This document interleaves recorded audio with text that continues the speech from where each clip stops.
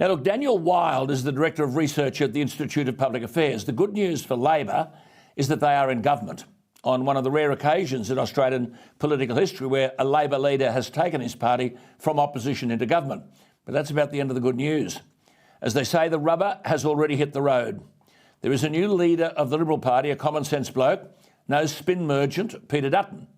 Daniel Wild, basing his comments on splendid research, has made the simple point 4 days ago, quote, "The first act of Peter Dutton, as new leader of the Liberal Party, must be to scrap its commitment to net zero, which disproportionately hits the jobs and income of working Australians in the regions and suburbs." That's based on research. It's what I called spot on. Daniel Wild joins me. Daniel, thank you for your time.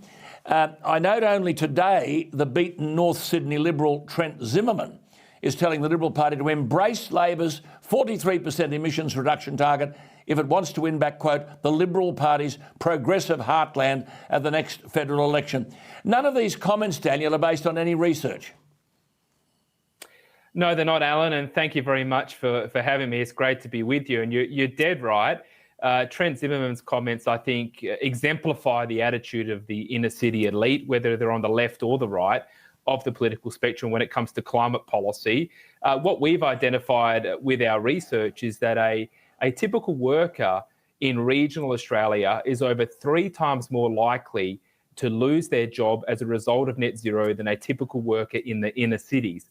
And this gets to the fundamental point that the policy of net zero is a policy designed by and for the closeted wealthy inner city elites. These are, public servants, big business bureaucrats. They're in well-paid, protected jobs. They're not going to suffer the negative consequences of net zero. They're able to afford the higher power prices. They're not in communities like Gladstone or Rockhampton or in Mackay, who are going to have their communities destroyed by the policy of net zero. It's those living in the regions and the outer metropolitan parts of our major cities that are going to incur the major costs. And that's exactly where the Liberal Party needs to be going. It needs to abandon and forget about these inner city teal seats and win those dozens and dozens of seats in the outer metropolitan parts of our major cities, because that is the true heartland. They talk about the Liberal heartland in Kooyong. Well, the Australian heartland is not in Kooyong.